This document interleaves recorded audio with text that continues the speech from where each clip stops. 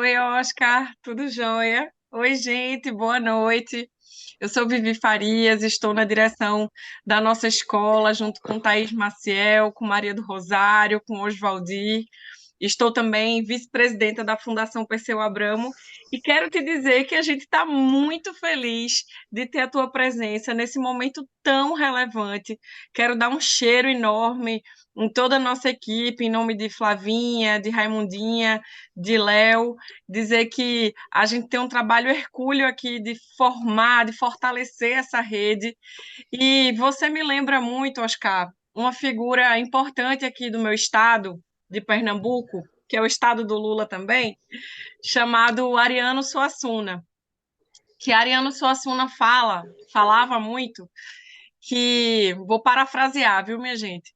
Ele falava bastante que assim, uma pessoa muito otimista, ela é uma pessoa tola, porque ela não está conseguindo enxergar os perigos, as dificuldades, as dicotomias da conjuntura. Uma pessoa muito pessimista é uma pessoa chata pra caramba. É aquela pessoa que ninguém aguenta estar perto, porque a pessoa tudo tá ruim, tudo tá péssimo, tudo tá ruim de fazer. E que a gente tem que ser um realista esperançoso. A gente sempre deve manter aquecida a esperança nos nossos corações, mas sabendo das dificuldades, nos apropriando do que a gente precisa modificar. E nessa semana tão difícil para nós latinos, com essa derrota na Argentina, ter alguém da sua envergadura com a gente aqui é reaquecer a nossa esperança. A esperança de ter uma América Latina livre, de ter um outro mundo que é não só necessário como urgente.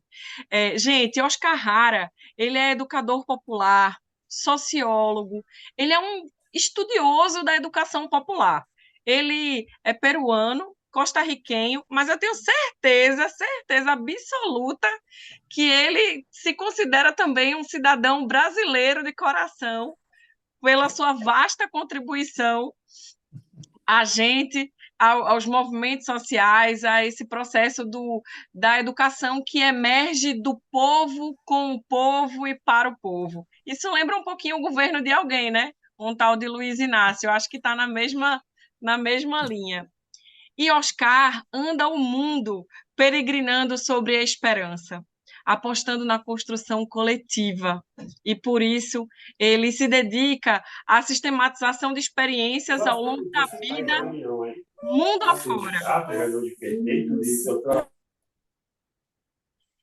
Ele é presidente honorário do CEAL, ele conviveu muito com Paulo Freire, não é à toa que a gente consegue ver as similaridades e o fomento coletivo desses dois gênios da formação popular. E quem aprendeu a arte da escuta cuidadosa, criadora, fazem o educador educando. Isso a gente tem muito na nossa alma, Oscar, e a gente é muito, muito grato por sua contribuição. A gente sabe o preço privado que a luta nos impõe, e alguém da sua envergadura, eu que sou andarilha de Recife e São Paulo, já sofro pra caramba. Imagina, Mundinha, quem é andarilho do mundo, quem é andarilho da América Latina. Então, deixo aqui o nosso abraço, a nossa gratidão e a certeza que a gente vai caminhar ainda muito juntos. Muito obrigada por sua presença aqui na nossa rede. Obrigado, Vivian. É contigo, Oscar, a palavra é tua. Bom, então, muito obrigado, Vivian. Eu acho que efetivamente estamos num momento histórico que nos faz pensar a importância de compreender melhor o contexto que estamos vivendo aqui na América Latina. Mesmo nas situações difíceis, a gente pode aprender. Acho que um elemento fundamental da perspectiva freiriana da vida, do jeito freiriano de fazer, é precisamente o desenvolvimento da nossa capacidade de aprender, que era também um dos propósitos principais da proposta de vida também de nosso querido amigo Carlos Rodrigues Brandão. Brandão falava muito também disso, de como temos somos feitos com uma disposição, uma capacidade de aprender, e que isso nos faz ser sujeitos de uma história, porque podemos aprender de todo aquilo que vivemos. E acho que esse é o aspecto principal que tem a ver com a conversa de hoje sobre a sistematização de experiências. Eu vou precisar autorização, permisso para poder compartilhar a tela, por favor, para que me coloque como poder fazer isso. E queria dizer que, por exemplo, a própria experiência brasileira, a aprendizagem do tempo do Bolsonaro, vai ser uma aprendizagem muito importante para agora esse tipo de governo de Milei.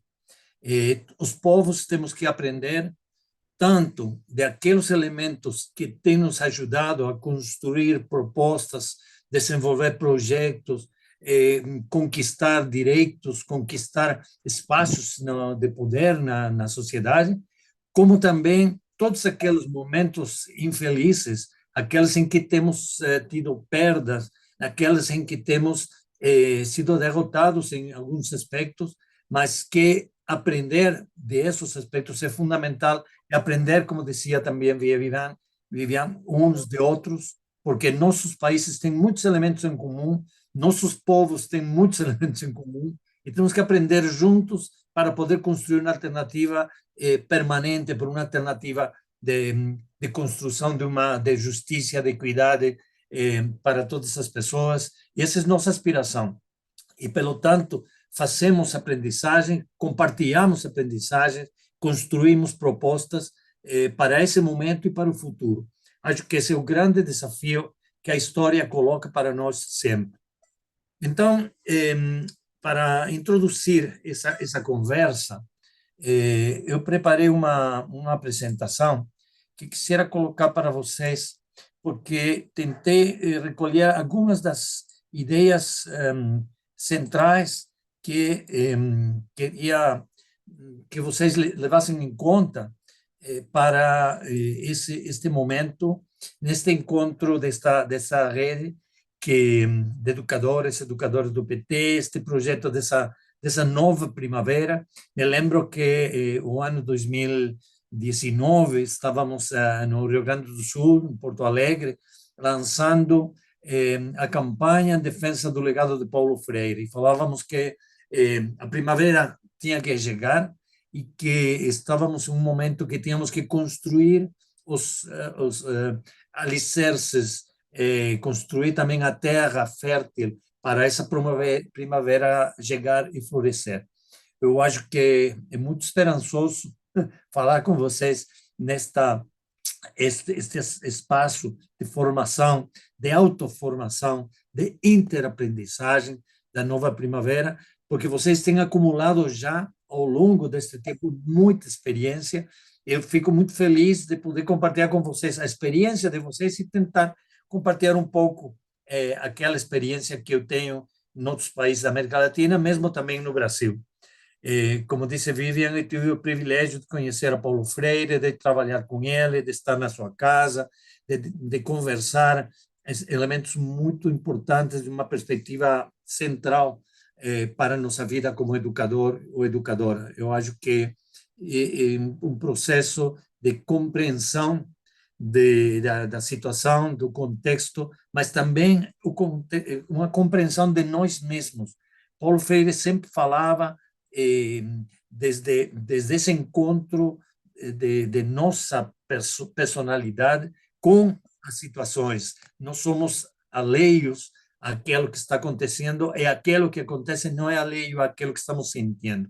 Pelo tanto, esta perspectiva de uma educação popular está intimamente ligada à sistematização de experiências. Eu queria colocar algumas ideias sobre esse vínculo entre o momento atual, os desafios da educação popular e quais as contribuições que a sistematização de experiências pode fazer. E, desde já, eu peço licença, já comecei a falar em portunhol, me desculpa por isso, por os erros, mas acho que eu vou tentar falar o melhor possível, cada vez tento aprender um pouco melhor a falar o portunhol com vocês. Então, a primeira ideia, o mais importante, acho, é poder colocar nossa discussão neste marco, que a disputa central de nossa época é uma confrontação ética, e que temos dois paradigmas em disputa, e que nenhuma de nossas atividades pode fugir dessa confrontação. Por um lado, temos um paradigma centrado no capital, no mercado, no lucro, no consumo, como os valores predominantes. Não? É um paradigma que reforça a ideia de individualização, da competição, da corrupção, estar em concorrência permanente para poder ganhar e derrotar os outros. Um paradigma, pelo tanto, que se impõe com autoritarismo, com violência, paradigma patriarcal, machista, que também é extrativista, é depredador de nossos recursos, pensando que nós não somos parte desses recursos, mas que a natureza pode ser utilizada e depredada sem limite. É um paradigma que, pelo tanto, utiliza a manipulação, utiliza as fake news, utiliza uma mentalidade de desprezo, de racismo, de discriminação, é um paradigma excludente. Vocês já sabem que este é o paradigma dominante e, pelo tanto, é um paradigma que está frente a nós, mas também estamos formando parte de uma sociedade que tem esse paradigma permanente. Frente a esse paradigma, temos a construção de um paradigma baseado na solidariedade, no cuidado com a vida, a defesa dos bens comuns, dos direitos humanos, os direitos da natureza. É um paradigma, pelo contrário, um paradigma que põe sua força na equidade, na inclusão de todas as pessoas, de todas as diversidades, respeito a todas as diferenças. É um paradigma, pelo tanto, dialógico, que escuta, que tenta ouvir aquilo que quer dizer outra pessoa, que tenta também construir a partir de outras visões.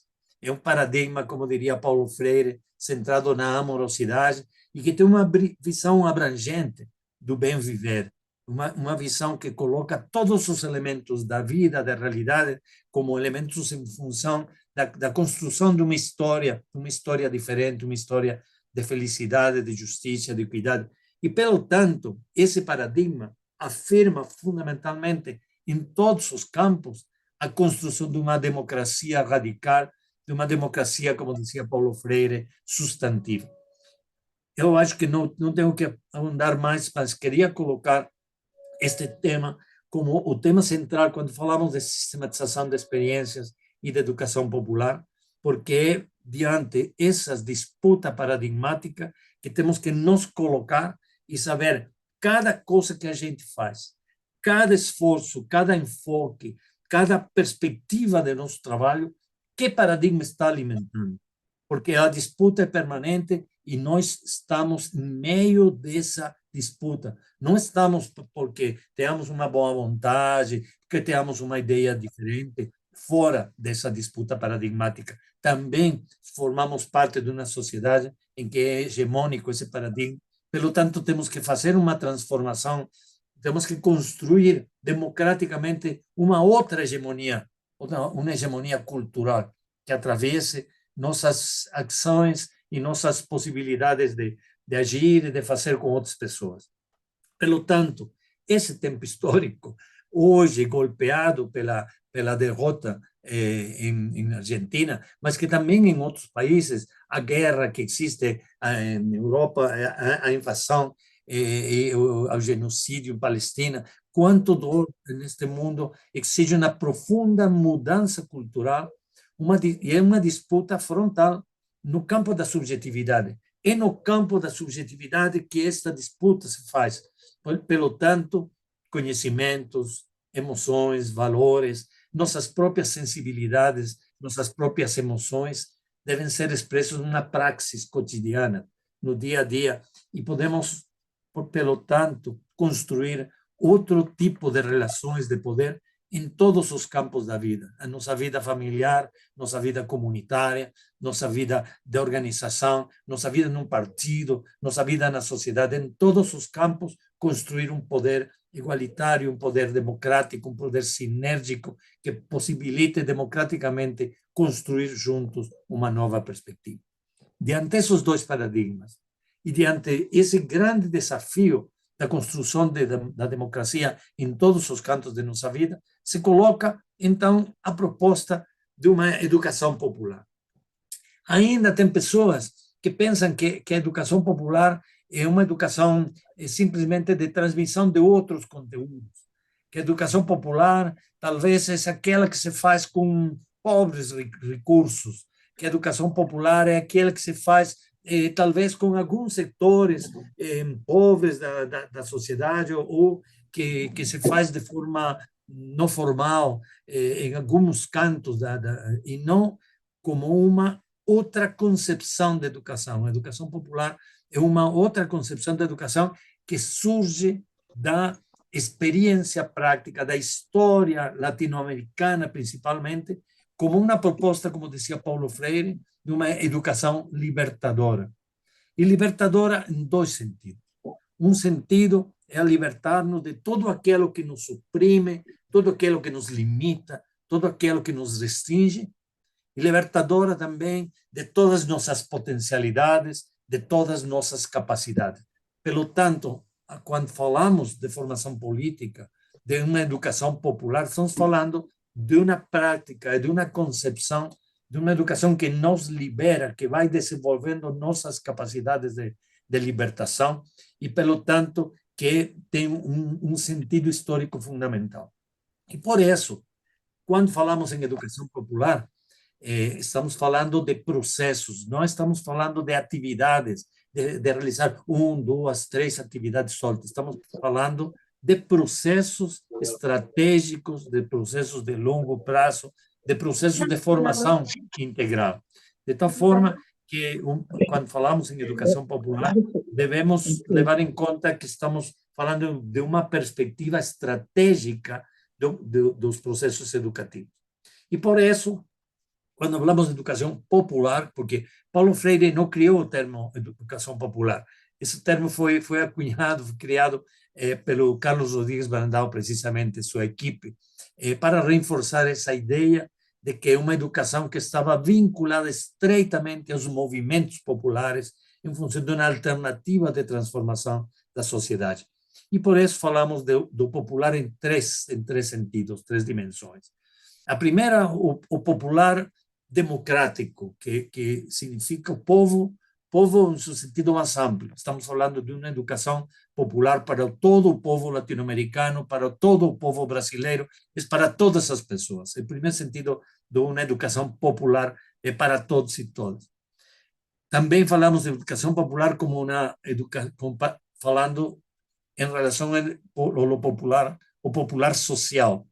Quer dizer, como disse o sociólogo Hélio Gallardo, que falamos, ele disse que o povo social é todo aquele pessoa, grupo, que sofre algum nível de assimetria, por exploração econômica, por opressão política, por discriminação, por marginação. Todos os sectores discriminados, marginados, que são socialmente oprimidos, são aqueles que formam o povo social. Pelo tanto, falar uma educação popular quer dizer que falamos de uma educação que tem como sujeito principal aqueles setores do povo social que sofrem algum nível de assimetria na nossa sociedade. Mas tem um terceiro elemento, um terceiro sentido do popular. Quando falamos, como disse Hélio Gallardo, do povo político, quer dizer, de toda aquela pessoa, grupo, organização, instituição, que está lutando por eliminar, cancelar essas assimetrias, por criar equidade, justiça, eliminar a exploração, eliminar a opressão, eliminar a discriminação, eliminar todo tipo de exclusão. Pelo tanto, a educação popular, no sentido amplo, democrático, a educação popular como sentido social, dirigido àqueles sujeitos que sofrem algum nível de assimetria, mas principalmente uma educação que visa a transformar essas relações de assimetria e a construir, então, a ideia de um povo político como sujeito de nosso que fazer. Pelo tanto, nesse contexto, temos grandes perspectivas para trabalhar na formação político-pedagógica. Como dizia também Paulo Freire, estamos falando de um duplo aspecto, o político-pedagógico, que interrelaciona quatro processos que são práticos e teóricos à vez, que tem a ver, primeiro, com a geração de consciência crítica e, pelo tanto, a deconstrução dos discursos, dos significados hegemônicos de hoje, desse paradigma hegemônico, e desinstalar esses valores em nós mesmos é um elemento fundamental desse processo. Um segundo processo é a compreensão de novas realidades, de complexas realidades, que têm outros enquadramentos, outras abordagens de interpretação, que não devem ser simplistas, que não devem ser esquemáticos. Por lo tanto, as realidades de hoje exigem também uma mudança de nossas categorias de interpretação para poder compreender essas novas realidades. Não adianta simplesmente repetir os elementos ou esquemas que já tínhamos utilizado, senão temos que revisar também o marco conceitual de nossas categorias.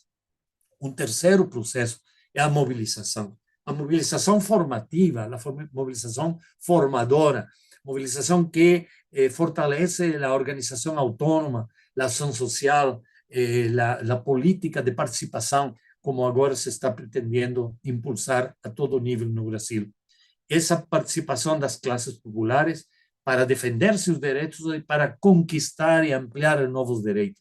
Pelo tanto, esse processo de mobilização e organização é também um processo educativo e faz parte do processo educativo, assim como a geração de espaços de encontro, espaços de articulação, espaços de diálogo entre esforços e iniciativas que possibilitem ganhar poder em todos os campos, no campo econômico, social, campo político, no campo cultural, em todos os campos, ganhar espaços de poder. Pelo tanto, vincular esses espaços de encontro que produzem, por exemplo, esses encontros virtuais, mas também esses encontros presenciais, esse trabalho de base que se faz nos bairros, nas comunidades camponesas, nos povos indígenas, esse trabalho que se faz também nos cursos, esse trabalho que se faz nas universidades, esses espaços de encontro que nos permitem sentir e caminhar juntos, que supõem formas de mobilização, formas de organização, e que, pelo tanto, exigem a compreensão de novas realidades e a geração, pelo tanto, de consciência crítica. Estes quatro processos teórico-práticos estão intimamente interligados. Pelo tanto, não é que primeiro vem vamos primeiro a gerar consciência, depois vamos a compreender realidades, ou primeiro vamos a compreender, depois vamos a mobilizar. Não, gerando espaços de encontro, nos mobilizando, fazemos processos de compreensão, vamos gerando consciência crítica, é um processo de interação entre estes quatro, destes processos que se articulam em uma mesma dinâmica. E, pelo tanto, uma perspectiva de educação popular, uma perspectiva de educação libertadora, e agora vamos ver o papel da sistematização de experiências, tem a ver diretamente com esses grandes desafios e com essa articulação entre prática e teoria, como grandes desafios que temos que enfrentar em nosso dia a dia. Então, onde colocamos o papel da sistematização dessas experiências formativas? Vocês são educadoras, educadores populares, e estão desenvolvendo experiências formativas. Não somente atividades educativas, mas experiências formativas. E Paulo Freire, em Pedagogia da Autonomia, ele diz que esse saber que inquestionavelmente produz a prática docente espontânea ou quase espontânea, desarmada, entre aspas, é um saber feito a partir da experiência, um saber ingênuo, que carece muitas vezes de rigor metódico, que caracteriza a epistemologia da curiosidade do sujeito. Essa ideia tão presente em Paulo Freire, de poder gerar uma curiosidade epistemológica para ir além das aparências, para ir além das primeiros achados, para compreender a verdade, os problemas do fundo. E por isso, disse Freire, o momento fundamental na formação permanente dos professores e das professoras, não? A formação permanente dos formadores e formadoras é a reflexão crítica sobre a prática. Então, quando falamos de sistematização de experiências, estamos falando de uma reflexão crítica sobre a prática como parte de nosso processo, de nossa própria formação. Porque é pensando criticamente nossa prática de hoje ou de ontem que a próxima prática pode ser melhorada. Então, a prática, a experiência cotidiana, a nossa experiência formativa é a fonte de conhecimento para nós poder produzir, então, novas possibilidades, novas realidades, novos processos de formação. Queria, então, agora, rapidamente, aclarar um aspecto que é muito importante. Muitas vezes se fala em sistematização, mas se entende sistematização como uma sistematização de informação, que significa ordenar, classificar, catalogar um conjunto disperso de dados e informações. Esse o uso cotidiano, normal, em muitas disciplinas, do termo sistematização, como sistematização de informação. Mas a gente está utilizando essa mesma palavra para falar de sistematização de experiências. O que significa isso? Significa que nossas atividades educativas, organizativas, vão gerar processos de formação. E esses processos nos fazem viver experiências. Essas experiências, o que vocês têm no dia a dia de seu trabalho político e de sua vida, essas experiências são complexas, são dinâmicas, estão em permanente movimento, são experiências que implicam ações, implicam contextos específicos, ideias das pessoas que participam, emoções que estão formando parte dessas atividades, e também intuições, relações, sensações. Quer dizer que as experiências são múltiples e são muito abrangentes, e, por lo tanto, cada experiência é inédita e irrepetível. Pelo tanto, a primeira grande referência, quando falamos em sistematização, é que devemos pensar que temos uma riqueza enorme nas nossas experiências do dia a dia, que devemos tentar construir como aprendizagens, porque pode ser que vivamos experiências muito ricas, mas talvez ainda não aprendemos suficientemente delas. Por lo tanto, quando falamos em sistematizar experiências, não só sistematizar informação, estamos falando de um processo que significa reconstruir, refletir, analisar, mas principalmente interpretar criticamente essas experiências vividas. E para quê? Para poder extrair seus aprendizagens e compartilhá-los. Esse é o elemento, essa é a visão central de quando falamos em sistematização de experiências. Pelo tanto, estamos falando de algo que é muito mais complexo, muito mais rico, que simplesmente fazer registros, documentar aquilo que acontece, escrever narrativas, fazer um relatório de uma atividade, escrever uma memória. Muitas vezes se fala como que isso são a sistematização. Eu fiz o registro da nossa atividade, é a sistematização. Não, eu fiz um registro. Eu faço a memória do evento que fizemos, vamos fazer a sistematização. Não, isso é uma memória, é um registro de aquilo que aconteceu, mas precisamos reconstruir, analisar, refletir e interpretar criticamente para poder obter aprendizagens. E esse é o elemento central da sistematização de experiências.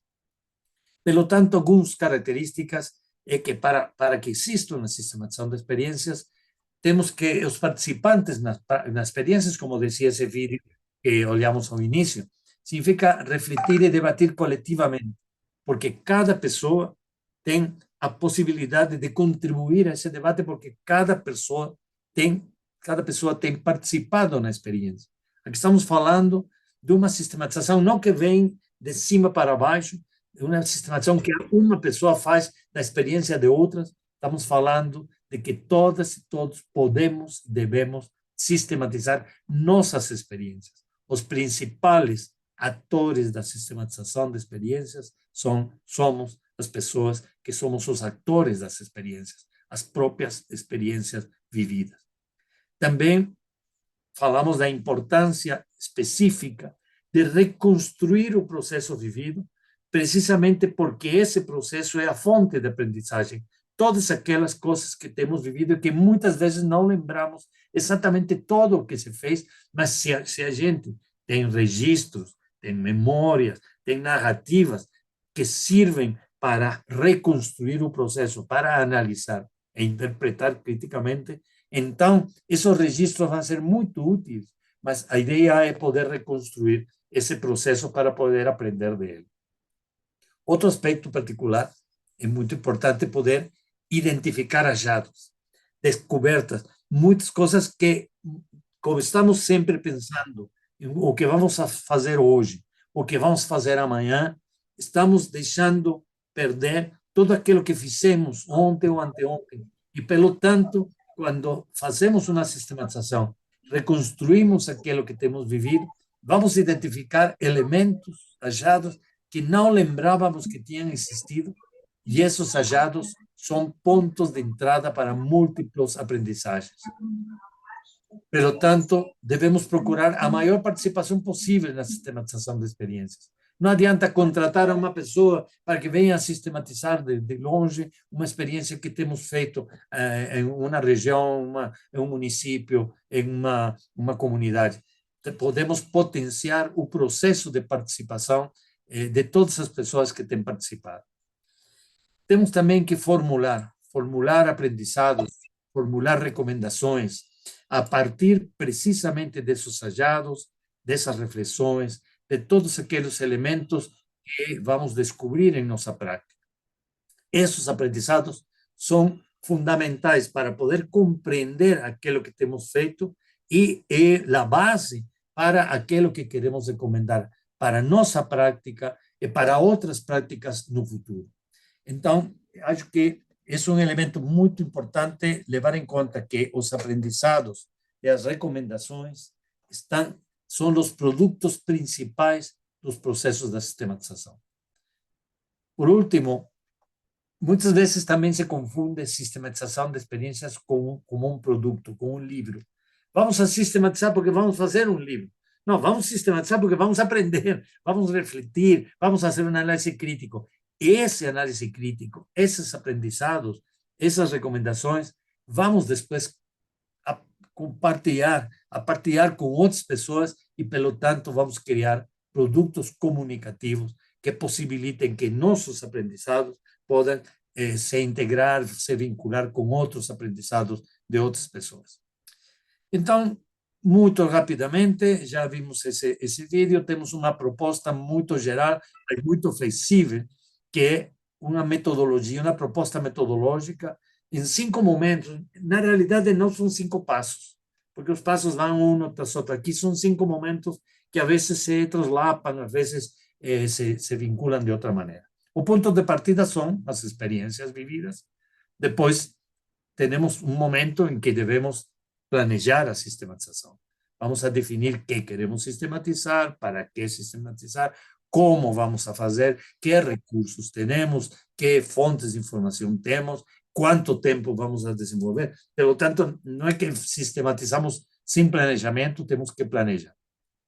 E outro grande momento, já falamos, é a importância de recuperação histórica desse processo vivido, e isso é fundamental em toda a sistematização. Tem pesquisas, tem avaliações que às vezes fazem recuperação histórica, outras vezes não. Pero na sistematização de experiências, sempre temos que recuperar o processo vivido, porque precisamente a partir dessa recuperação é que vamos a fazer então, o mais importante, a análise, a interpretação crítica, a descoberta dos achados, das aprendizagens, das conclusões, as recomendações. Essa análise e interpretação vem da recuperação histórica desse processo. Se não recuperamos historicamente o processo, não como lembramos que foi que aconteceu, sino com uma mergulhada nos registros nas elementos que foram surgindo ao longo da experiência para fazer que a experiência nos fale e, pelo tanto, poder interpretar o que aconteceu nessa experiência e por que aconteceu o que aconteceu. E tudo isso vai dar lugar a poder produzir produtos de comunicação, linhas de ação futuras, que, como também o vídeo que olhamos disse, não devem ser só materiais escritos, tem muitos outros.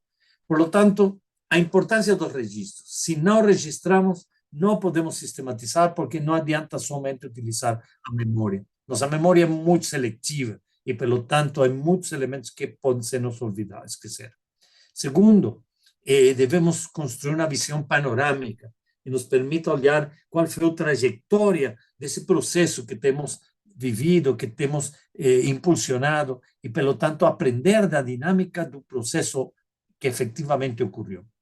Poder desenhar linhas do tempo, onde vayamos entendendo os distintos momentos, as distintas fases que tem passado a nossa experiência, a nossa caminhada. Identificar questões, aspectos para profundizar, recolher fotografias, elementos, desenhos que nos permitam olhar sobre nossa experiência acontecida ou em processo de acontecer. E, pelo tanto, toda a sistematização é para poder aprender e recuperar e nos apropriar do passado e para nos apropriar o futuro, para olhar para frente. Daí a importância de uma estratégia de comunicação para poder compartilhar os aprendizados e poder formular distintos tipos de produtos. Produtos escritos, livros, artículos em jornais, textos, guias, folhetos, livros, e também outros como infografias, vídeos, podcasts, exposições de fotografias, programas de rádio, peças de teatro, etc. Pelo tanto, os processos da sistematização produzem aprendizados e recomendações que se expressam em produtos de comunicação. Concluindo, então, companheiras, companheiros, esta rápida passada sobre elementos chaves de como, nesse contexto de briga, de disputa paradigmática, dessa construção de uma nova hegemonia cultural, e o processo de educação popular que vai nos construindo como sujeitos de transformação, a sistematização de experiências nos permite reforçar todos esses elementos, aprendendo desde nossa própria prática. E, pelo tanto, só se aprende a sistematizar sistematizando, fazendo esse esforço, desenvolvendo a experiência e descobrindo que a experiência nossa de cada dia é uma grande fonte de aprendizagem para o futuro. Espero que estes elementos apresentados um pouco rapidamente sejam suficientes como para enriquecer a reflexão, o diálogo, a proposta de vocês. E antes queríamos apresentar para o trabalho dos grupos, tínhamos uma pergunta para o diálogo, que era que vocês agora, Flávia, Vivian, vão a dizer como, que é o que vocês pensam que é importante, por que é importante a sistematização dessas nossas experiências de formação no contexto atual, não? Que é o que faz importante isso, e quais seriam os temas e os aspectos prioritários que deveríamos sistematizar. São os desafios do diálogo, os desafios do método, os desafios dos conteúdos, os desafios das relações entre as pessoas que participam, o vínculo entre o cotidiano e o estratégico. Quais são, por que é importante que sistematizemos nossas experiências e quais seriam os aspectos, os temas prioritários que deveríamos sistematizar? Flávia. Obrigada, Oscar. Oscar, a gente está com 160 companheiros e companheiras na sala, estão aqui dialogando nos bastidores com Mundinha, com a nossa equipe. Nós resolvemos que é mais produtivo e a gente aproveita mais o seu tempo aqui, a gente fazer uma sequência de 10 participações aqui na sala principal, a partir da questão mobilizadora. Aí eu preciso saber se você prefere uma dinâmica em que todos os 10 falem e depois você traz uma síntese das contribuições, ou se você prefere juntar 3 falas e trazer sua síntese, trazer suas colocações, como você prefere? Hum, Bueno, para tentar, sobre todo, ouvir, escutar a vocês, talvez poderíamos juntar de 5 em 5, ¿te parece? Para ter um contexto que nos coloque algumas temáticas e talvez as pessoas que vão falar podem dizer se concordam ou discordam com a pergunta, a inquietação da outra pessoa e vamos construindo um pouco os temas e vamos caminhando. Pode ser? Ótimo, então vamos assim, o Léo que vai tocar esse momento, então, Léo, 5 falas e o Oscar faz uma fala e depois mais 5. E se a gente perceber que a gente vai ter mais tempo com o Oscar aqui, que as falas aconteceram no tempo certo, a gente abre um pouco mais de falas, ok, pessoal? Por enquanto, então, são 10 falas, mas não se esqueçam que vocês podem colocar também reflexões, questões aqui no chat, e depois a gente passa para o Oscar, e o Oscar, na medida do possível, vai retornando para vocês. Na medida do possível, né, Oscar? Mas vamos fazer assim, então. Vamos alternar meninas e meninos nessas falas, para a gente ter a diversidade de gênero. E vamos aí, Léo, é contigo, querido. Obrigado, Flávia. Pessoal, então, como de costume, eu coloquei o timer aqui, o reloginho na tela, tá? Vão ser 3 minutos para cada um. Já tem algumas pessoas inscritas aqui, eu estou anotando, vou pedir para que vocês se inscrevam, aí eu vou passando, tá? Vamos intercalar por gênero, então eu queria começar chamando o companheiro Andreves e depois eu passo para Maria Lúcia. Quando tiver faltando 1 minutinho para encerrar, eu aviso, tá? Tá acabando o tempo. Andreves, com você, querido. Bom, boa noite aí, camaradas. Eu vou colocar na realidade da coisa, né? Como é que a gente pode conversar com cidadãos que são apolíticos, não querem saber de política e quer se participar da eleição e diz que quer o bem do povo? Como é que a gente consegue atingir essas pessoas? Apenas isso. Obrigado, Andreves. Companheira Maria Lúcia. Vou clicar para ativar o seu som, querida. Aí você vai clicar no botãozinho que vai aparecer na sua tela, ó. Apareceu, Maria Lúcia? Enquanto isso, você tenta abrir, eu vou passar para a Clair, tá bom? Clair?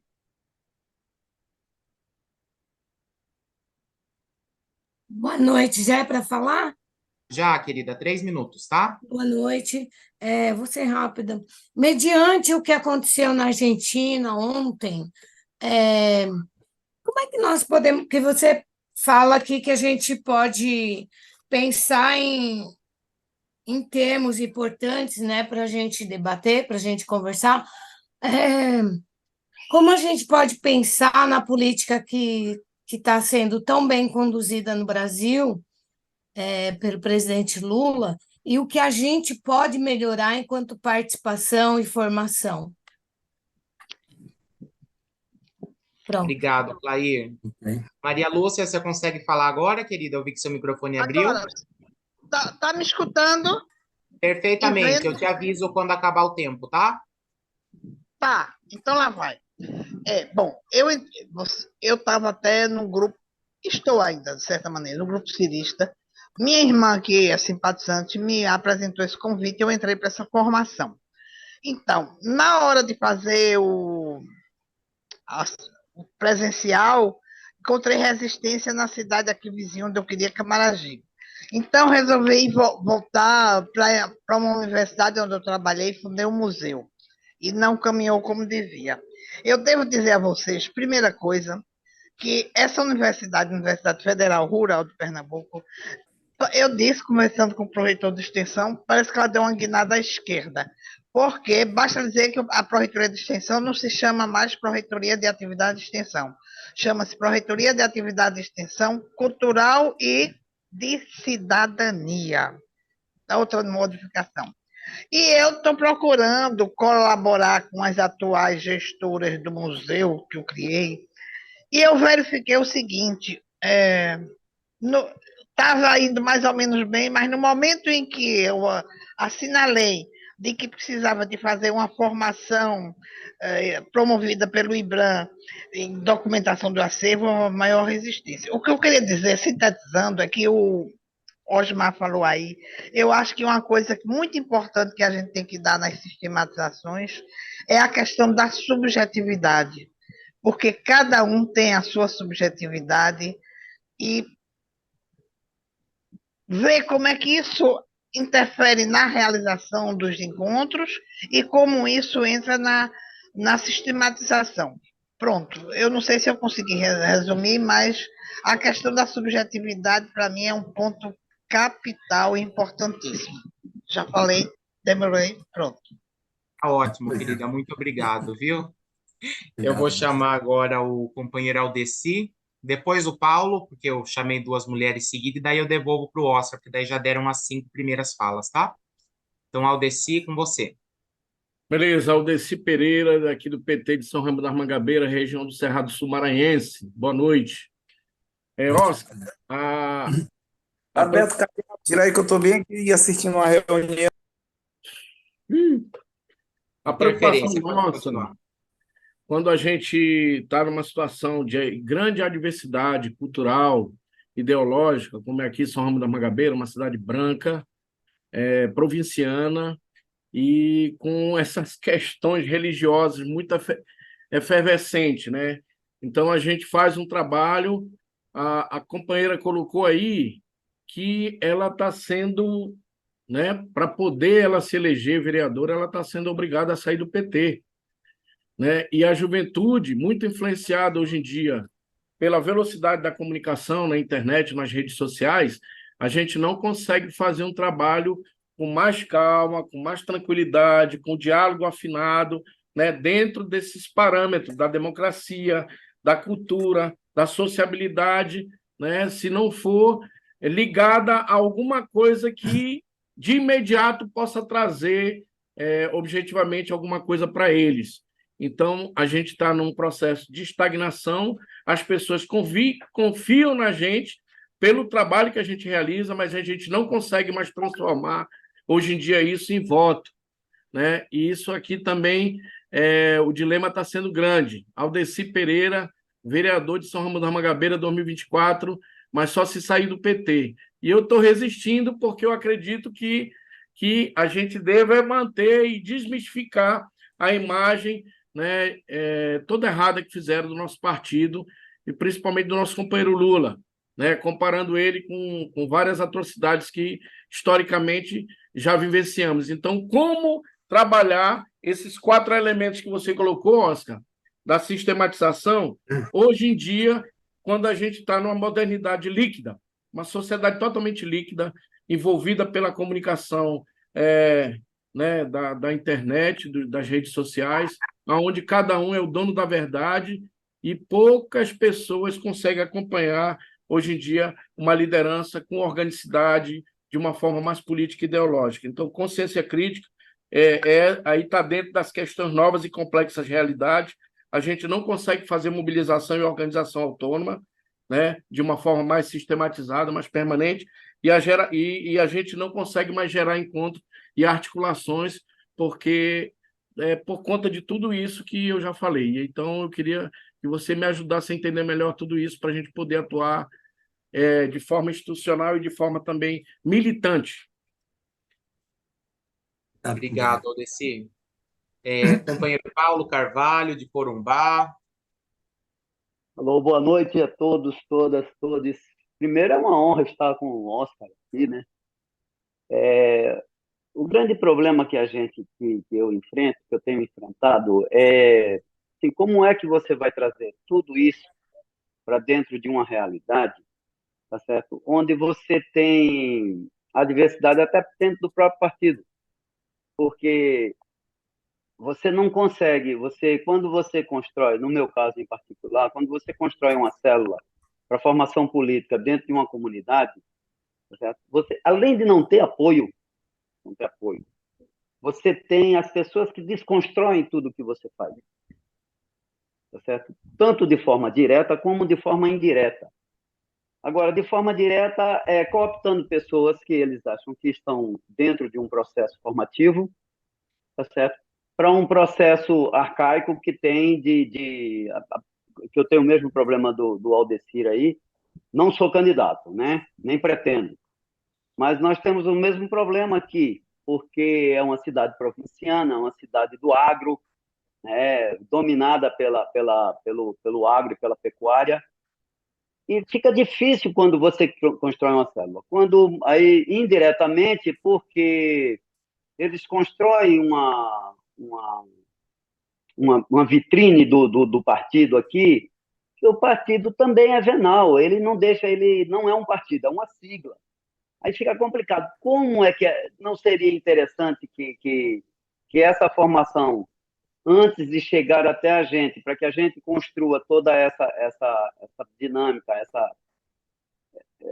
essa multiplicação do saber, da diversidade do conhecimento e agregação agregar as pessoas, não seria muito interessante que os nossos dirigentes passassem por essa formação e que esses dirigentes se comprometessem com essas formações na base, para que o PT efetivamente volte às bases, porque aqui na minha cidade o PT abandonou totalmente a base. Então, é a questão, 4 em 4, 2 em 2 anos, eleições, fazer voto, e o partido só existe para eleger alguém ou para manter os que já foram eleitos no poder. Então, é essa a minha indagação. Muito obrigado. Obrigado, Paulo. Oscar, querido, eu devolvo para você agora, então. Queria só dar um aviso bem rápido antes. Vamos fechar as inscrições na Clara, tá? Que daí nós conseguimos chegar em 13 falas, porque eu estou um pouco preocupado com a questão do tempo, tá? Aí, se der tempo da gente encaixar mais, a gente encaixa. Se não, fica acordado, então, que na Clara a gente fecha as inscrições, tá bom? Oscar, com você, querido. Bom, muito obrigado, companheiras, companheiros. Eu acho que as colocações que vocês têm posto na discussão refletem vários desafios importantes que talvez em outro momento não estávamos enfrentando dessa mesma maneira. Eu creio que várias das intervenções, a intervenção de Clair, de Aldeci, de Paulo, estão falando de que estamos em um contexto de adversidade. Então, eu diria que temos que nos colocar também em um momento em que talvez essa hegemonia cultural, dessa matriz cultural hegemônica, neoliberal, individualista, antipartido, e perpassa muitos elementos da consciência das pessoas, e, pelo tanto, não é o mesmo fazer um trabalho político, um trabalho de formação, que um momento de alçamento, de mobilização, de luta. Temos que nos colocar na dinâmica concreta do contexto em que estamos trabalhando. Se vocês estão expressando que tem esses elementos, eu acho que o ponto de partida é precisamente essa situação, que é o que Paulo Freire falava em algum momento, quando ele dizia que o ponto de partida é a situação em que o povo está. A mesma situação, esse é o nosso ponto de partida. E não adianta pensar que vamos simplesmente a transmitir uma ideia, que vamos a nos colocar em uma briga, uma ideia que vai penetrar e vai entrar entre as pessoas. Estamos falando, pelo tanto, de um contexto mais complexo, que, pelo tanto, temos que compreender nós mesmos, temos que fazer um esforço de compreensão de quais são as motivações dessas pessoas, quais são os argumentos que têm essas pessoas, qual é o fundamento que faz que essas pessoas estejam convencidas desses argumentos, e não se trata tanto só de colocar um argumento contra outro argumento, mas tentar que, nesse processo, essas mesmas pessoas façam suas perguntas, se questionem sobre sua própria ideia, levando em conta também a situação que se vive. Eu acho que talvez isto que estou dizendo pode ser muito abstrato, mas eu acho que a experiência, pelo menos que eu tenho desenvolvido, aconteceu o mesmo, que veníamos de um momento de alça, de um movimento de muita mobilização, de muito compromisso das pessoas, a um momento de retrocesso, um momento em que as próprias pessoas não acreditavam em aquilo que tínhamos construído antes. E, pelo tanto, temos que pensar em que não adianta simplesmente um debate para negar aquele argumento que se expressa, mas tentar compreender quais são as razões que levam a essas pessoas a acreditarem nisso, e então aí colocar também este elemento que vocês acho que têm trabalhado muito, que se faz no trabalho de base, que é gerar capacidade de me perguntar, capacidade de me questionar. Não tanto, sim, você vai me convencer, senão eu vou me perguntar efetivamente por que isso é assim e tentar colocar elementos que possibilitem então que as pessoas se façam seu próprio questionamento para poder então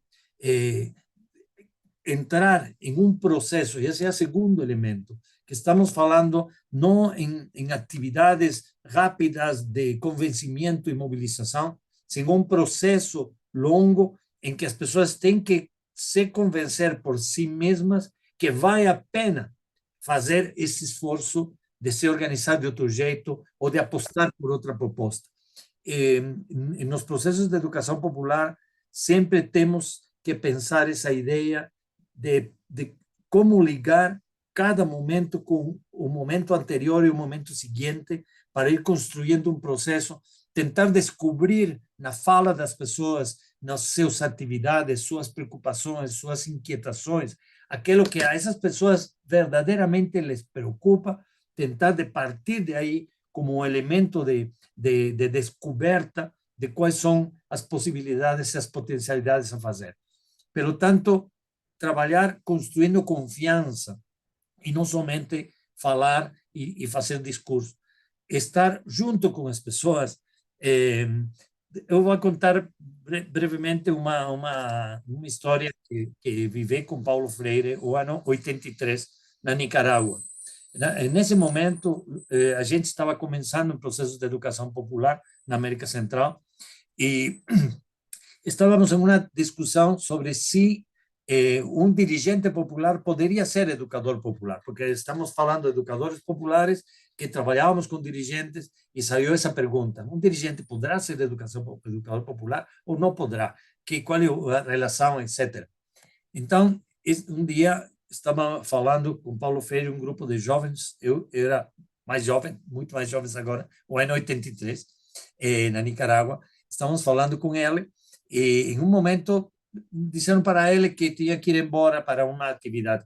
Ele foi para seu quarto, eu caminhei detrás dele e disse: professor, posso falar com você um momento? E ele disse: sim, claro. Então, foi acompanhando ele e ele disse: temos esta inquietação. Você que acha que um dirigente popular pode ser um educador popular?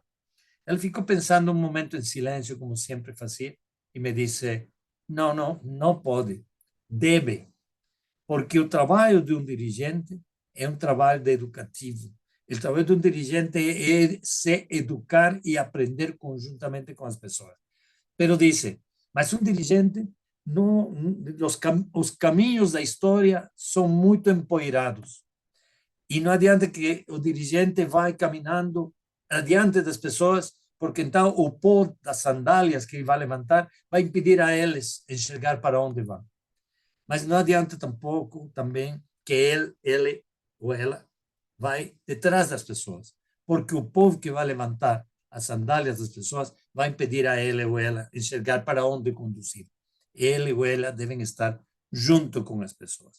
Eu acho que não tem outra possibilidade que viver conjuntamente com os problemas, as situações que as pessoas estão vivendo, para poder compreender também e que as pessoas sintam que vamos construindo uma relação de confiança e não uma relação utilitária, não uma relação tampouco manipuladora, mas uma relação em que vamos construindo confiança e vamos tendo o tempo para construir essas perguntas, a pedagogia da pergunta.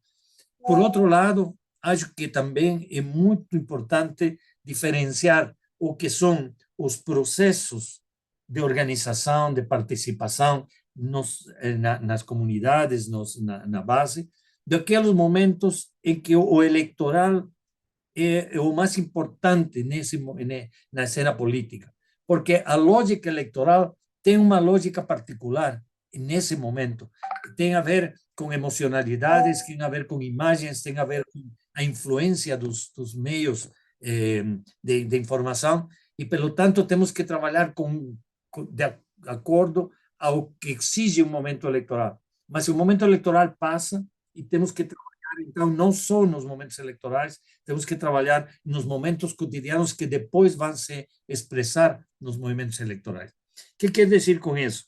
Vou à pergunta da Maria Lúcia. Companheira, aquilo que você colocou, eu acho que é central. Quando falamos de formação política, estamos falando de subjetividade. Estamos falando de que o fator transformador da história é precisamente nossa subjetividade. É a construção de nossa capacidade de pensar, de entender, de nos emocionar, de ter uma energia para impulsar um processo de transformação. E essa dimensão, essa força subjetiva, é a que nos permite enfrentar qualquer dificuldade que vamos enfrentar depois. Então, quando falamos de formação política, estamos falando da formação de uma subjetividade transformadora, uma subjetividade que contagia, não sei como dizer, que vai a permitir que as pessoas vão se encantar, que vão se interessar, que vão se perguntar. São distintos momentos através dos quais os processos políticos vão involucrando as pessoas. E também sempre vai haver pessoas que não vão a ter o mesmo nível de engajamento, de interesse. Pelo tanto, devemos tomar em conta que tem momentos em que tem muita participação quando as pessoas estão resolvendo uma problemática concreta que estão vivendo, e tem outros momentos em que, se essa problemática não é direta e forte, de repente as pessoas não têm esse mesmo jeito de participar. Não todo mundo tem essa mesma condição de estar no mesmo nível de ação, de participação. Então, eu resumiria também que nesta trabalho, esta proposta de sistematização de experiências, o que podemos fazer é compartilhar essas aprendizagens, essas reflexões, essas situações que estamos vivendo cada um de nós em nosso trabalho concreto. Tentar de descobrir quais foram alguns fatores que ajudaram, que contribuíram ao processo de engajamento, quais foram aqueles fatores que não contribuíram, que mais bem são elementos negativos e que afastam as pessoas de nossa proposta. E a partir daí descobrir, talvez, algumas trilhas, algumas pistas que vão sair de nossa própria experiência ou da experiência de outro companheiro ou companheira, que vai nos dar, talvez, uma visão, uma pista, uma trilha que não tínhamos pensado.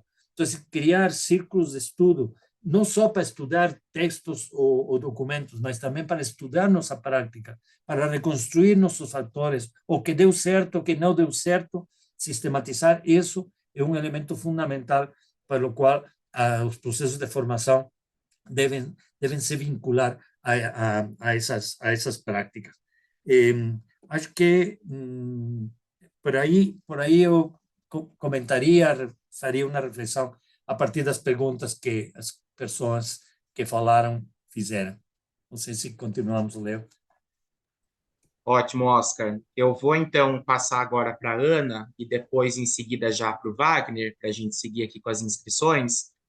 Mas antes eu queria pedir o seguinte, para quem acabar, infelizmente, não sendo contemplado com a fala por conta do nosso tempo, que coloque a questão no bate-papo, porque nós estamos de olho no bate-papo também, e aí a gente consegue ficar de olho nisso, tá bom? Então, Ana, e depois... Você pode fazer um arquivo, arquivo com o chat, né? Claro, pode deixar. Isso mesmo, Oscar, a ideia é essa. Sou eu, Ana?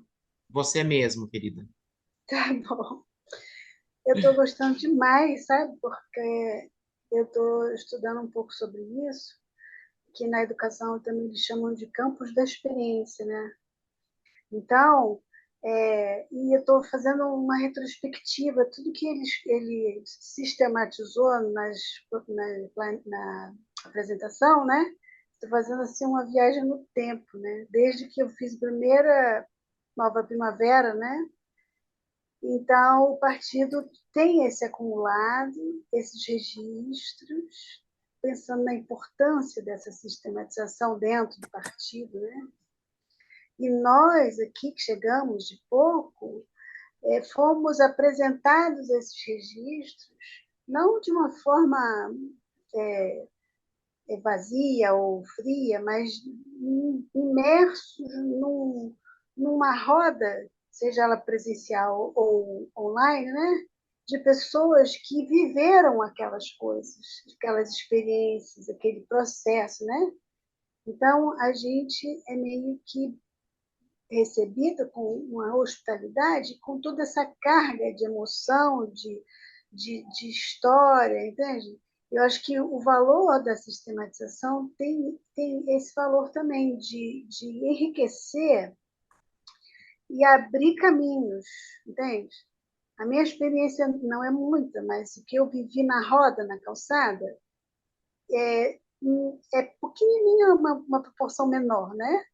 Mas mostra como que um pouquinho de cada coisa foi vivido também, entende? A pedagogia da pergunta, as pessoas se sentindo aconchegadas, como a gente vivenciou a hostilidade, entende? E como que a gente vivenciou, tipo, 4, 5 pleitos, nacional, municipal, entende? Como que a sistematização ajuda a gente a elaborar dentro de um coletivo que vai trabalhar no mesmo território, entende? Então, além de o processo em si abrir caminho para que as pessoas que são recebidas e a gente mesmo que trabalha ver novas coisas dentro das mesmas coisas, é um processo natural mental nosso, né? A gente vê um filme, eu leio um livro, e a gente lê de novo, a gente vê coisas que não viu antes, assim. E assim, quando a gente olha para o território, num novo momento, no tempo, mas vivendo coisas até parecidas, mas as parecidas nunca são iguais, né? A gente consegue fazer um pouco aprendendo dessa forma, né? Fazer um pouco um mapeamento, entendeu? Colocando as coisas no lugar. Então, o valor, eu acho, da sistematização é esse enriquecimento, abrir o campo da experiência e da percepção, entendeu? Para que as vivências nossas e a de quem a gente recebe possam, cada um sentir esse enriquecimento na própria pele, entende? Obrigada. Obrigado, Ana. Obrigado, Ana. Wagner? Opa, boa noite. É um prazer estar aqui já quase Ô, 1 hora da Wagner, manhã. Wagner, com licença, só um momentinho rapidinho. Léo, qual é o procedimento de inscrições? Que eu me inscrevi lá no início, e aí eu não sei se eu fui inscrito, aí eu não sei se eu estou inscrito. Desculpa, Wagner, pode continuar. José Luiz, a gente está contando as inscrições a partir das mãozinhas levantadas. Ah, tá, desculpa, eu esqueci que tinha mãozinha, eu estava me inscrevendo pelo chat. Desculpa. Ainda tem brecha, Léo? A gente encerrou na Clara as inscrições por conta do tempo, Zé, mas eu vou deixar anotado aqui. Se houver a possibilidade, a gente consegue sim ouvir. Mas, de qualquer forma, eu vou pedir para você colocar no bate-papo a sua questão. Não, não bate-papo não, eu prefiro ficar sem falar. Bate-papo é ruim. É chato pra gente ver. É importante. Eu só uso a mão para digitar. Mas deixa, fica de boa, tá de boa. Pessoal, eu queria só reforçar que a gente está com um horário mais apertadinho hoje, porque o Oscar tem uma agenda às 9 horas e vai precisar nos deixar. É por isso que talvez a gente não consiga apreciar todas as falas aqui, tá? Wagner, para você. Tá, boa noite a todos. Muito legal estar aqui, uma experiência boa e uma referência muito interessante para a nossa reflexão. E é também interessante, e eu fiquei pensando aqui, né? não na sistematização, mas nos temas que poderiam gerar uma reflexão. Nos últimos 25 anos, o Brasil sofreu uma experiência muito legal com o Partido dos Trabalhadores e o Lula no governo, que a gente trouxe, assim, estratégias organizativas para políticas públicas de muita inclusão em quase todas as áreas. Tivemos, assim, um boom de coisa. Mas, ao mesmo tempo, um tema está de fora, e esse tema, digamos, ele foi responsável por 340 mil mortes de 2006 até 2023. É muito aí, 40%, digamos, dessas 850 mil mortes é efetivamente realizada pelo conjunto de relação do narcotráfico com o Estado na guerra às drogas. E é um tema que a gente nunca toca. Veja, se de um lado, em 20 anos, a gente criou 10, 20 milhões de emprego, a gente também, através de uma política de Estado proibicionista, ajudou a matar 340 mil pessoas. Então, é um tema que é muito importante e a gente não tem nos debates da educação popular, é um tema que está simplesmente alijado, a gente passa assim batido. Partido dos Trabalhadores, que é um partido voltado para a inclusão, voltado pela vida, com todo esse discurso que nós temos aqui, não abrimos nenhuma janela para fazer esse debate da guerra às drogas e o que isso produz. Assim, é impressionante a quantidade, digamos, de desdobramento que essa política pública proibicionista nos dá. Imagine a quantidade de gente que estava ao redor dessas 340 mil pessoas que foram mortas pelos fatores sistêmicos, organizativos do narcotráfico e pela essa polícia que tem uma relação militarizada com o cidadão brasileiro. E, claro, dessas 340 mil mortes, 60% delas, ou até 70%, são de negros e periféricos. Visto o voto do ministro Alexandre de Moraes, que deixou claro que todo o sistema penal brasileiro é estruturalmente racista. Então, esse é um tema que eu acho interessante. Pequenos dados, gente, é uma coisinha assim, bem simples. Se tiver oportunidade de uma outra fala ou de um outro momento para a gente abrir esse debate, eu gostaria muito. Mas eu acho que na sistematização também, temas importantes como esse ficam ao largo e a gente não tem assim, a ousadia de abrir os olhos para esse problema. Então, é um pouco essa questão de como o partido, de uma maneira geral, seja ele na sua estrutura formativa, organizativa, de organização de base, partidos dos trabalhadores têm contribuído para esse cenário de mortes ao defender uma política proibicionista. Obrigado, Wagner.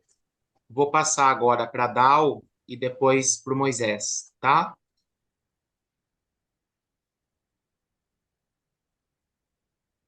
Seu microfone está fechado, Dal. Agora abriu. Acabei de abrir. Boa noite, todas, todos, todes, professor, professores, professoras, e direto ao assunto, né, porque o tempo é curto. Bom, com relação às técnicas e metodologia de sistematização, o professor apresentou muito bem e nós até que buscamos caminhar por aí. Eu quero trazer só um pouco que, desde quando a gente vem trabalhando com isso, que chegou o momento que houve um truncado. Nós temos tivemos todos os movimentos que nos levou a ter esses aprendizados. As SEBs, né, as comunidades eclesiásticas de base, Teologia da Libertação, nosso Paulo Freire. Então, foram processos que até tem muitas pessoas aí que foram dessa época, né, eu vi algumas pessoas se manifestarem, da qual eu conheço, e que nos deram essa luz para trabalhar com a sistematização dos problemas, das potencialidades, para avançar. E avançamos, e avançamos. Avançamos, se a gente considera começar 60 toda essa conversa, estamos em 2023, nós avançamos bastante. Há poucos dias eu acabei de voltar do Vale do São Francisco, onde houve uma audiência pública e a comunidade, as pessoas que vivem na pele a fome, a sede, entendeu? A guerra, a fome, a sede, se manifestaram, e foi por isso que eu lembrei, porque eu disse, antes disso aí, eles não tinham essa capacidade, elas não tinham essa capacidade de se pronunciar com tanta propriedade das suas dores, das suas angústias e da certeza de suas lutas. Comunidades tradicionais, Fundo Fecho de Pastos, quilombolas, parentes indígenas, e o que isso me traz a gente de volta para casa? A certeza de que a luta tem que começar agora, pelas escolas, não é porque agora que caiu a ficha, é pelas escolas. O professor Hara traz isso forte da questão da educação. Ou muda o processo de ensino, de diálogo educador nesse país, ou a gente não vai ter socialismo. Olha a Argentina, onde caiu a Argentina. Olha a vala que a Argentina caiu. Então, ou a gente avança, professor, nós brasileiros, nós da América do Sul, só para ficar aqui entre nós, ou vai ficar difícil, porque nós temos um Vai encerrar, Dal. que tem o lema, para concluir, tem o lema que está dentro de um processo maior da alta burguesia milionária, somando com a extrema-direita. Então, assim, o que eu quero é mais que o professor comente como que a gente continua buscando oxigênio para essa luta e com resultados. Obrigado, Dal. Vou passar agora, então, para o Moisés e depois para a Tânia. Boa noite, companheiros, companheiras todos. Eu sou de Vila Velha, Espírito Santo. Sou do PT há alguns anos aqui no Espírito Santo. Faço parte de um dos comitês popular de luta daqui que nós temos em cada uma das regiões. São 5 regiões aqui. E a gente está procurando montar esses comitês em cada uma das regiões. Eu sou muito grato ao professor Oscar por nos apresentar esse sistema lógico, né, que é um fluxograma a ser aplicado em cada uma das nossas formas de formação.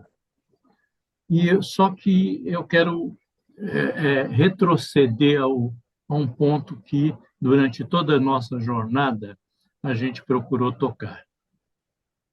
Nós, como a companheira anterior acabou de falar, nós estamos, assim, numa situação bem complexa, nós não temos mobilização de militância, e a pergunta que eu tenho dentro de tudo isso aí para a gente fazer essa aplicação é a seguinte: em Vila Velha nós devemos ter mais ou menos uns 3.000 filiados. Se nós fizermos uma convocação para algum ato, nós se reunimos 40, 50 companheiros é muito. 60 companheiros é muito.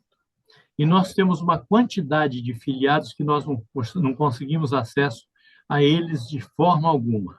Então, por isso que eu disse que era retroceder a um ponto antes da aplicação do fluxograma. Algum companheiro tem alguma forma, algum dispositivo que poderia nos indicar, de tal forma que a gente pudesse começar a resgatar esses filiados que não dão as caras, não aparecem, não atendem a nenhuma convocação, etc. Onde é que nós estamos falhando no meio digamos assim, de 700 correspondências que a gente manda para qualquer ato e sem, normalmente, nenhuma resposta. Qual é a linguagem que nós estamos falando? Então, a minha pergunta, se o professor Oscar puder nos chamar a atenção para alguma pista, é sobre essa dormência dentro do partido e a gente sabendo que nós temos que formar uma frente muito grande ao redor de todo o trabalho do governo do PT. É essa a pergunta. Muito obrigado. Obrigado, companheiro. Obrigado, Moisés. Passar agora, então, para a Tânia Maria. Boa noite a todos, boa noite a todas. Eu sou aqui do Iguatu, Ceará, e muita alegria que eu estou participando dessa reunião. Agora, sim, a gente vê com preocupação o avanço da extrema-direita a nível mundial, e isso nos faz tremer não pela qualificação que eles tenham, mas pelo ódio que existe dentro deles, a comunicação eficaz que eles têm, e que é um problema que tem que ser enfrentado. E a gente vê assim que agora na Argentina, para a gente é um prejuízo imenso em termos de América Latina e em termos mundiais. Então, assim, o que eu acho que pode ser feito e que a gente poderia tentar, vamos dizer, diminuir a velocidade da extrema-direita seria a mobilização popular. Do meu ponto de vista, não tem outra metodologia que não seja o movimento de massa, o movimento do povo das ruas. E, para isso, a gente sabe qual o caminho que deve ser traçado. Não só nós, mas a nível nacional, os dirigentes nacionais sabem que nós precisamos de uma mobilização popular para que se evite o avanço da extrema-direita, não só em nosso país, que continua forte, mas em qualquer local do planeta. Então, assim, o que nos preocupa é que realmente existe uma paralisação. Agora o Lula está falando que no próximo ano vai viajar ao país. Foi importante esse ano ele ir para o exterior, ele reconstruir muitas ações que foram destruídas, né, instituições, mas assim, que a partir do próximo ano, além das eleições que nós teremos, que precisamos ter essa mobilização, que a gente comece também a ver como é que a gente impulsiona, empolga aos dirigentes, para que os dirigentes tenham essa noção que nós precisamos ir para as bases, porque muitas vezes nós não estamos nas bases, porque quem está à frente do partido não se tem essa consciência, mas não tem a prática. Então, eu acho que o partido, a nível nacional, deve começar a discutir e botar como bandeira de luta a nossa mobilização das comunidades, porque senão nós estaremos perante de fracassos e mais fracassos, porque se nós não temos uma comunicação adequada com a extrema-direita, se a gente sabe que existe um movimento a nível mundial de avanço da extrema-direita, e que nós sabemos qual o antídoto da extrema-direita, qual o antídoto da extrema-direita, que é o povo na rua, são as comunidades organizadas, e a gente não está usufruindo dessa metodologia, que o partido discuta com as lideranças para a gente finalmente ter acesso a essas comunidades. Obrigada. Obrigado você, Tânia. Oscar, na fala da Tânia, nós conseguimos, então, fechar em mais 5. Só que tem mais 3 pessoas que a gente estendeu as inscrições antes de encerrar. Eu queria ver com vocês, tudo bem a gente ouvir mais 3, e aí eu devolvo para você. Bueno, tá bom, sim, porque então nos dá tempo para poder fechar um momento para ir a outra conversa. Sim. Vamos rapidinho, então, mais 3. Vou pedir para os próximos 3 que eu for chamar, então, serem bem sucintos na fala, tá? Então, o primeiro inscrito aqui é o Diógenes, depois vai ser a Clara e, por fim, o Luiz Antônio, tá bom? Ok, boa noite a todos. Obrigado ao professor Oscar. existem 20 países na América Latina. Desses países, 3, Nicarágua, Cuba e Venezuela, o qual que eu falo em regime ditatoriais, e Guatemala, Equador e Argentina, de extrema-direita ou de direita. E aí me vem a questão da nossa reforma democrática de 88, da Constituição. No regime ditatorial, militar, só tinha 2 partidos, a Arena e o MDB. Então, a minha dúvida, professor Oscar, a cerne do problema não foi a redemocratização que abriu os espaços para... Hoje nós temos 29 partidos políticos. Desses 29, como é que a gente vai conseguir sistematizar esses desafios da educação libertadora na política, uma vez que nós vivemos num presidencialismo de coalizão? E aí é difícil.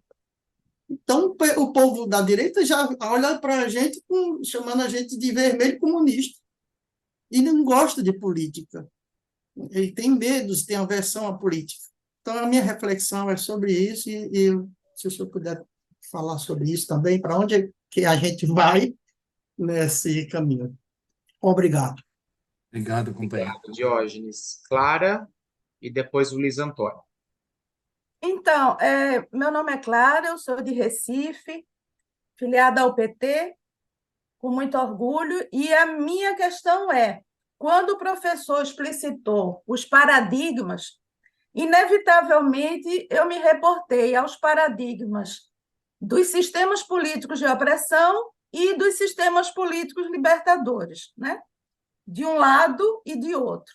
E aí eu fiquei pensando se nós já conseguimos sistematizar os investimentos do movimento social no processo de redemocratização desse país. E se essa não seria a via mestra para entender também, né, a questão do antipetismo e a questão do crescimento da ultradireita.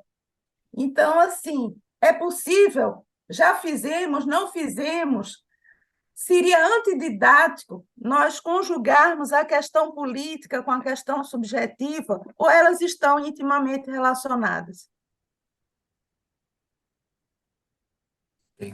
Obrigado, Obrigado, Clara. Luiz Antônio.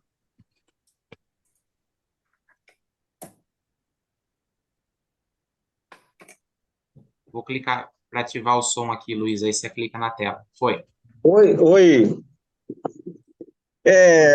Eu vou fazer também uma abordagem à questão da sistematização, em que eu tenho uma visão diferente, e embora eu também tenha a minha narrativa histórica da minha militância, né? Mas eu vou vendo que o processo de sistematização, como ele propõe, o Oscar, ele precisa se tornar mais claro, porque algumas coisas precisam acompanhar essa sistematização e uma mudança de novos paradigmas, né? Nessa mudança de sistematização, eu digo que o partido também não acompanhou algumas fases de atualização que ele precisaria ter em relação a ocupações de territórios. Nós deixamos muito os territórios de lado, e também não podemos ficar com esse pensamento de que o partido se afastou das bases. O partido não pensa, o partido é uma estrutura fria. Quem tem que pensar são as bases, e as bases têm que ditar as regras, né? E fazer uma reforma estatutária para a gente extinguir esse PED, que é democrático. Ele não é democrático, ele é democrático. Ele cria essas correntes que já causaram cisões dentro do partido. E também a gente vai vendo que há uma necessidade, devido a grandes extensões territoriais que nós temos, que nós precisamos ter para as cidades grandes, nas capitais, cidades médias e os estados, 5 diretórios municipais e 5 estaduais, né? E com seus subdiretórios e núcleos de bases. essas questões não podem ficar servindo de alicerce para candidaturas politiqueiras e eleitoreiras que também tem dentro do partido, onde fazem as suas preferências, né, em detrimento de uma política de forma mais ampla em geral. É preciso que a gente tenha essa abertura e faça essas ocupações territoriais, começando principalmente para os estados onde o bolsonarismo e o fascismo é mais crescente, como o Rio de Janeiro, São Paulo, talvez acho que Minas, né? E essa medida dessas ampliações de bases políticas com novos diretórios, uma forma que faça-se uma reforma estatutária para que, extinguindo o PEDES, tirem-se as direções dos diretórios através dos eleitos dos setoriais. E isso funcionando sob um regime rotativo e progressivo às instâncias superiores. Nós não podemos caminhar com essa situação onde as bases estão achando que o partido é que tem que ir a elas. Não é isso. É as bases que têm que subir e ir no caminho de cima. É de baixo para cima, não é de cima para baixo. Elas estão esperando serem conduzidas... Para encerrar, Luiz. E é isso, gente. Eu acho que isso é o que precisaria ser, caminhar junto com uma sistematização, que é uma atualização e uma reforma que nós não fizemos. Inclusive, também nós deveríamos fazer isso ao nível mais amplo de uma reforma política e do funcionamento do Estado. Né? Isso é um nível nacional. Perdoe aí que eu... Luiz. Okay. Agradeço, companheiro. Oscar, obrigado por todos e a atenção. Imagina. Okay, muito obrigado. Eu acho que esses temas, mas os elementos que têm se colocado no chat, acho que abrem a uma reflexão muito profunda. Eu gostaria de mais ter todo aquilo que se diz no chat, por favor, fazer um arquivo para poder aprofundar aqueles elementos. Talvez, acho que tem uma agenda de aprofundamento que hoje não vai dar para poder, não porque eu esteja aqui, senão o processo que vocês estão desenvolvendo, não? Então, há várias coisas muito importantes. Por exemplo, a companheira Ana tem colocado várias pistas importantes que eu resumiria em a ideia. Que é importante que vocês façam registros de suas tarefas, de suas atividades, que permita compreender a dinâmica dos processos, mas que vocês registrem, seja com fotografias, seja com cadernos, de tal maneira que vocês vão seguindo o passo do processo que estão construindo. Isto que ela falou da importância das testemunhas, de pessoas que têm sua vida processada e que podem compartilhar isso, mais que talvez um discurso que vamos levar às pessoas, talvez suas próprias histórias, a própria história das comunidades, como se gerou esse bairro, como as pessoas ocuparam a terra em determinado momento, quais foram suas aspirações, como se organizaram para isso, qual era a sua expectativa de vida. Talvez temos uma agenda nessa vida concreta das falas, da vida das pessoas que podemos utilizar como referência. A importância também de poder compreender todos os elementos dessa rica experiência que significa o trabalho da formação. Mas, para compreender a rica experiência do trabalho da formação, nós, educadores e educadoras, temos que considerar que vamos não somente ensinar, mas que vamos aprender, que temos o grande desafio de aprender dessas práticas em que vamos atuar como formadores e cada vez que fazemos um trabalho de formação, cada vez que nos enfrentamos a uma situação, poder pensar, tirar um momento, compartilhar com outras pessoas que têm aprendido desse momento, que lições eu posso sacar, eu posso tirar desta experiência que estamos vivendo. Eu acho que é um elemento muito importante para poder registrar e poder ser consciente de tudo aquilo que está na nossa prática.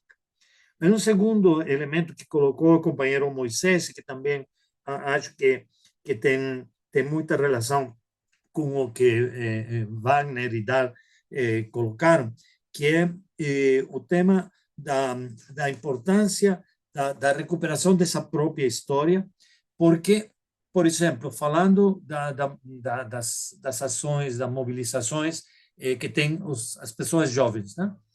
Muitas vezes não precisa para militar politicamente, ele tem um discurso ideológico muito claro, muito preciso, mas precisa que a pessoa se sinta que tem coisas para falar, que tem um espaço para escutar, que tem aspirações na sua vida, que tem preocupações, que tem um espaço em que pode construir uma proposta alternativa. E, pelo tanto, essa possibilidade de se expressar, essa possibilidade de criar espaços de escuta, de articulação entre diversas pessoas, acho que pode ser um fator mobilizador muito importante e que aparentemente não é ideologicamente correto ou ideologicamente afirmado, mas é profundamente criado como forma de expressão da sua subjetividade, que as pessoas nos sintamos que temos um espaço para nos constituir como sujeitos, para ser ouvidos como pessoas. E por isso, essa pergunta que o companheiro sobre a subjetividade é fundamental, porque o trabalho de educação, de formação, o trabalho de participação, a partir das necessidades, a partir também das iniciativas, os esforços que as próprias pessoas fazem, é aquilo que possibilita construir nossa capacidade de transformação. Terceiro elemento que a companheira dá é o tema dos resultados. Nosso trabalho pode dar pequenos ou grandes resultados, mas temos que dar conta de como se chegou a esses resultados, compartilhar esses resultados, porque esses resultados, mesmo que sejam pequenos, podem nos ajudar a avançar. A companheira Tânia e o companheiro Wagner colocaram um tema central, que é o elemento de como a construção, a execução, a avaliação das políticas públicas tem que ser feito com participação da população. Por isso, eu acho que a proposta atual da Secretaria de Participação Social no governo Lula, neste momento, é fundamental a criação de espaços efetivos, concretos, em que as políticas públicas não sejam só pensadas por técnicos do governo, que não sejam políticas do governo, mas que sejam políticas públicas, quer dizer que as pessoas vão participar na criação, na avaliação dessas políticas. Infelizmente, eu vou ter que cortar agora, porque tenho uma outra atividade que já começa, mas quero levar disto, mais que aquelas coisas que eu posso dizer, eu colocarei muita atenção a tudo aquilo que vocês têm compartilhado e tudo aquilo que está no chat. As três últimas falas de Diógenes, Clara, Luiz Antônio, eu acho que vocês têm colocado um tema muito complexo, que é que a situação atual na América Latina, das democracias que existem, estão demonstrando que o sistema democrático liberal é muito fraco, que não expressa a complexidade dos fenômenos, que o sistema de partidos também está em crise. E, pelo tanto, temos que repensar, talvez, as próprias estruturas de organização e de participação política, temos que utilizar também as novas formas de comunicação e pensar que estamos diante de novas realidades, que não adianta só com repetir aquilo que já tínhamos feito antes, mas que agora temos que reinventar a partir das novas condições. A democracia formal, liberal, está demonstrando seus limites, mas pode ser recriada com processos de participação, pode ser recriada com formas que recolhem formas muito mais diversas que talvez somente o trabalho do partido. E por isso, acho que também temos que olhar com muita força, sim, nossa participação no momento eleitoral, mas não podemos colocar só nossa participação nos momentos eleitorais. E, como o companheiro Luiz Antônio tem colocado também, não adianta pensar que vamos ter um espaço para que se eleger e temos um cargo para desenvolver uma responsabilidade, mas qual é o processo de vínculo, de participação, de engajamento das pessoas nesse compromisso? Pelo tanto, companheiros e companheiras, eu acho que a experiência de formação política, nossa experiência como educadores e educadoras, é uma fonte incrível de aprendizagem, mas temos que olhar criticamente a elas, temos que compartilhar as reflexões, temos que registrar, e é muito importante que possamos analisar criticamente nossos próprios processos. E uma última trilha, uma última pista que eu he utilizado em meu trabalho de educação popular, política em outros países, tem sido que cada militante possa pensar como e por que ele ou ela entrou, se engajou na luta. Qual foi o fator que me possibilitou eu convidar a cada uma de vocês que pensem na sua própria história. Qual tem sido o processo que levou a que você se comprometesse, a que você quisesse ser militante, a que você quisesse participar. E talvez nas suas próprias histórias vamos encontrar muitas pistas, muitas trilhas de como podemos fazer para seguir que outras pessoas sigam seu próprio processo, mas aprendamos também de nosso próprio processo. E seguramente vamos descobrir que não foi porque alguém simplesmente nos colocou algumas ideias e nos deu uma tarefa para fazer, mas que foi um processo em que fomos compreendendo, fomos nos comprometendo, fomos desenvolvendo uma capacidade de expressão e nos sentimos com confiança e fomos gerando a esperança de que era possível, que era necessário, que era indispensável meu engajamento nisso e por isso nossa vida tem sentido porque fazemos esse engajamento. Mas construir isso não é um discurso, é um processo e isso, por isso falamos de uma formação integral e não somente como uma transmissão de ideias. Acho que tem muitíssimo mais para aprofundar. Eu quero desculpem mais uma vez meu portunhol, que talvez algumas coisas não ficam muito claras, mas gostei muito de ouvir a vocês e vou ler com muita atenção e talvez em outro momento a gente pode continuar conversando. A experiência do Brasil é importantíssima para toda a América Latina. Eu estou marcado fortemente por todos os tempos, as experiências que eu tenho tido em distintas regiões do Brasil. Pelo tanto, estamos acompanhando também suas lutas, suas falas, suas expectativas, suas esperanças, suas dificuldades também são nossas. Nossa América Latina unida tem muito que aprender de cada um de nós. Muito obrigado pelas aprendizagens de hoje para mim. Obrigado, companheiro. Companheiro Oscar, agora a nossa diretora Thais está aqui especialmente para esse agradecimento à sua participação nessa atividade e para te convidar para você vir mais vezes nesse nosso espaço aqui. Ele é muito legal. Obrigado, Fábio. E desculpe isso que o horário se complicou com a outra atividade. Thaís, boa tarde. Sem problemas, companheiro. Eu quero agradecer demais, e não sou só eu que estou agradecendo, não, viu? Perfeito, brilhante percepção, a nossa companheira Denise, o povo quer você de volta, parabéns, educador Oscar Hara, enfim, nossa companheirada toda mais que aprovou a sua participação aqui. E para mim, companheiro, particularmente, acho que não é exclusividade minha, mas para mim é uma honra estar dividindo essa atividade aqui com você. Eu que estudei muito, né, seu trabalho, tanto na minha graduação quanto nas pós-graduação de Ciências Sociais e Pedagogia, então que dialoga diretamente aí com o nosso trabalho também na escola. Então, em nome da Escola Nacional de Formação, do Sistema Nacional de Formação, né, já justificando a ausência da nossa secretária nacional, Maria do Rosário, mas aqui na sala também conosco está a Vivian, né, que fez a abertura, e o nosso companheiro Oswaldir, também diretor, agradecer demais a sua participação, que nos enche mais ainda de entusiasmo, esperança e a gente tem a percepção daí do tanto de trabalho que a gente tem pela frente, né, Flavinha, né, Tânia?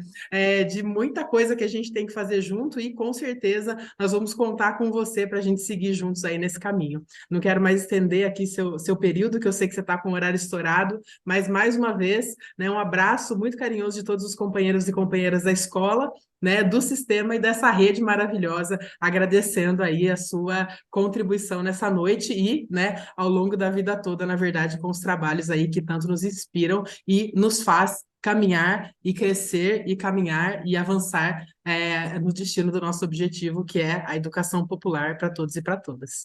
Muito obrigada, camarada Oscar Hara. Então, eu que agradeço e vamos esperançar cada dia com esses encontros. Até mais em outro momento. Obrigado. Muito obrigada.